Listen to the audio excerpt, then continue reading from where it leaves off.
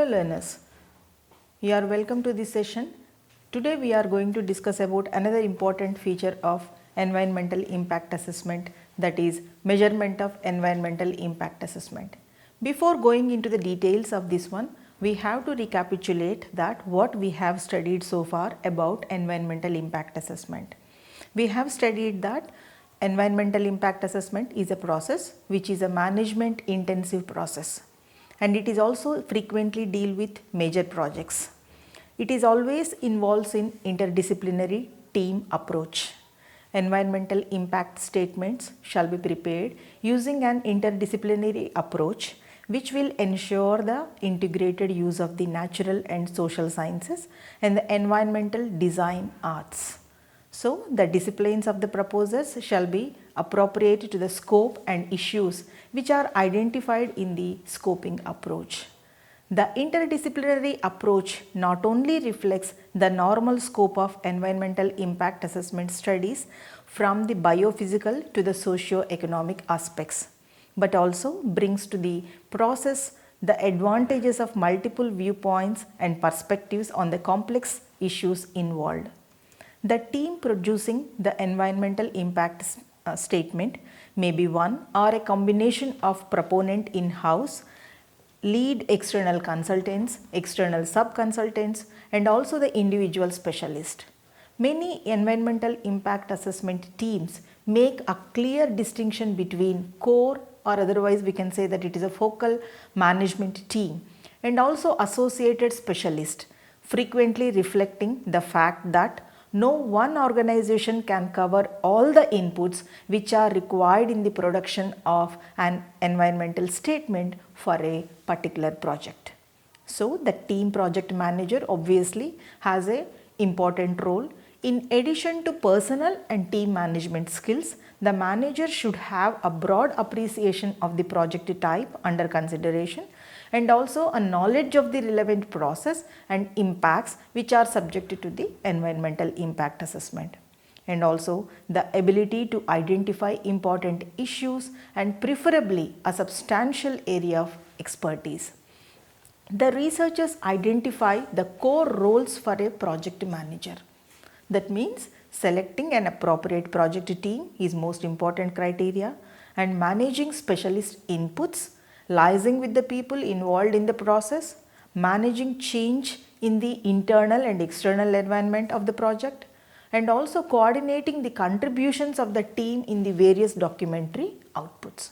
The management team has to coordinate resources also, that is the information, people and equipment, to achieve an environmental impact assessment study of quality, on time, and also within its budget limit.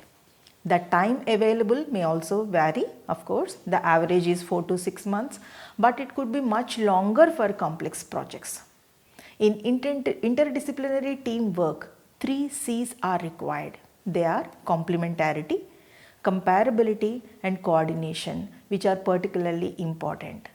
The importance of complementarity for the technical skills which are required to complete the task and of personal skills for those in the core management team. The factors which are important in the successful management of the interdisciplinary team, just few I would like to mention. That is a clear, concise statement of the mission or purpose of the team, a summary of the goals or milestones which the team has to be expected to accomplish in planning and conducting the environmental impact study, and a meaningful identification of the major tasks which are required to accomplish the team's purpose, with each task broken down by individual.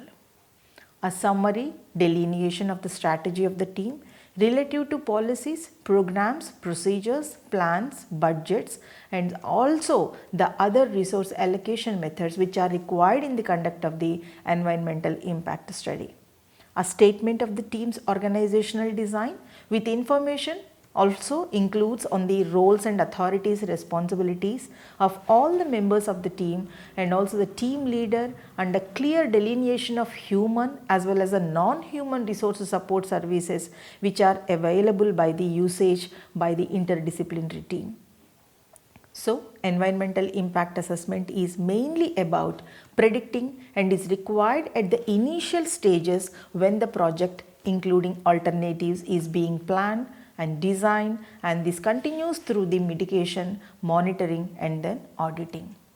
From prediction to assessment of the relative significance of the impacts, the process of evaluation is compulsory followed. Only a part of the total range of components engaged with environmental impact assessment and can't be accessed or assessed successfully in segregation from winning social, economic, aesthetic and cultural conditions, which is demonstrated by the environmental components. Quite often, the drawback amongst biophysical effect and financial effect, which is critical in taking decision, is in the scenario. We can also say that attempts to find an answer for the question, do the changes matter? This is through evaluation. Both the significance connected to biological concerns and the assets which are liable to be accessible to moderate unfavorable effects or ensure imperative environmental components which are affected by these different variables. The concept of environmental assessment is consequently important to evaluate the results of progress for environmental components per se, that may be environmental impact significance, to give premise to examination with different classes of effect. Different effects must be optimized on the time of evaluation somehow and can be changed over to basic comparing the scales. If the utilization of the subjective assessment criteria is postponed until the last stage in the basic decision making or impact assessment process after any evaluation of effects that has been done, then bias in assessment is limited.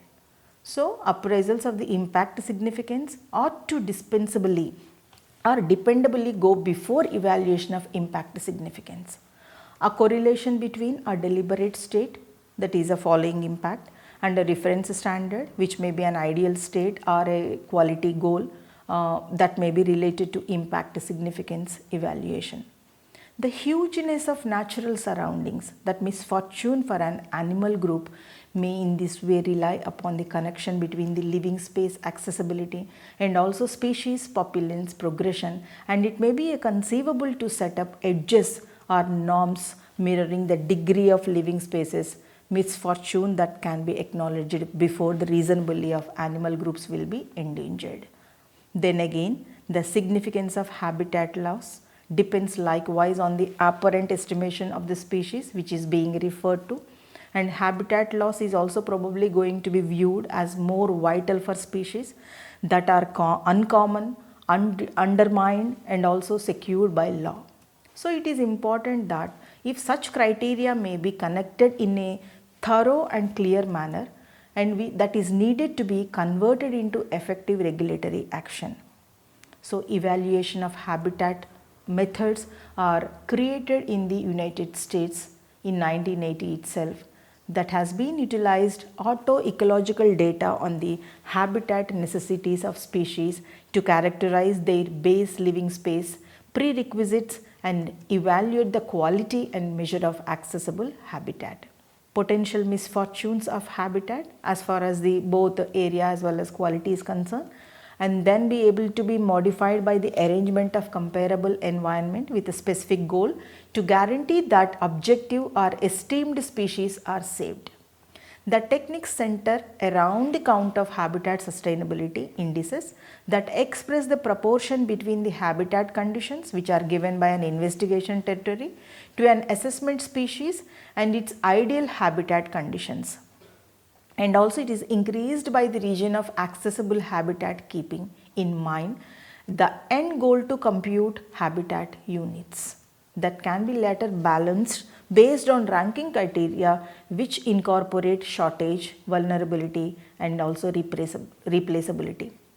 It is believable to examine when conditions against a typical standard are recorded by determining biological expectations for health frameworks or ideal framework states. For freshwater frameworks in United States of America, indices of biotic integrity, it has been utilized successfully.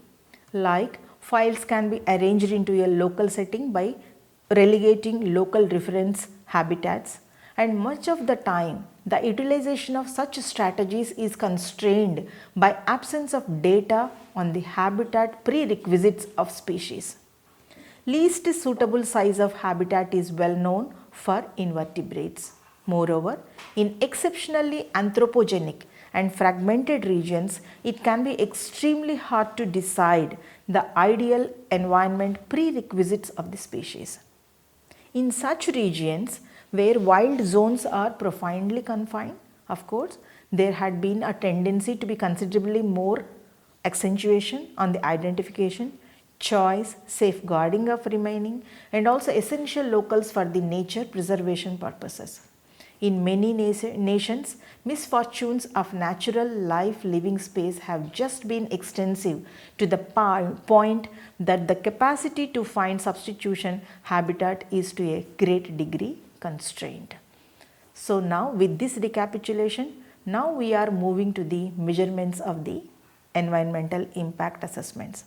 So first I would like to discuss with generic steps to measure environmental impact assessment.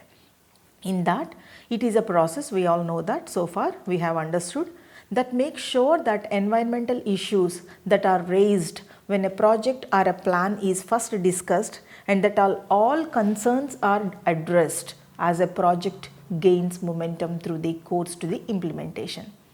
So recommendations made by the environmental impact assessment that may be necessitate the redesign of some project components which require further measurement of environmental impact assessment and suggest some changes which alter the economic viability of the project or cause a delay in project implementation. To be of most benefit, it is essential that an environmental assessment that is carried out to determine significant impacts early in the project cycle so that recommendations can be built into the design and cost benefit analysis also without causing major delays, or we can also say that increased design costs. It also effective once implementation has commenced.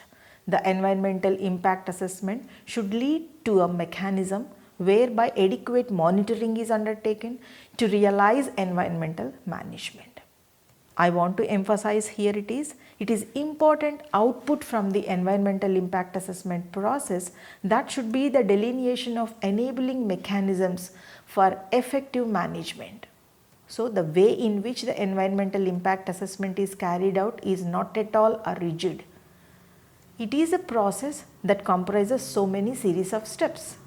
These steps are outlined as the techniques are more commonly used, which are described in detail of this one in this session. The main generic steps which are involved in the environmental impact assessment process are: the first one is screening, the second one is scoping, third one is prediction and mitigation management and monitoring, and the fourth one is audit. If we will discuss the very first step, that is a screening. So screening tells about whether an EIA is required or not. Frequently, the results in a categorization of the project, and also from this a decision is made on whether or not a full environmental impact assessment is to be carried out or not.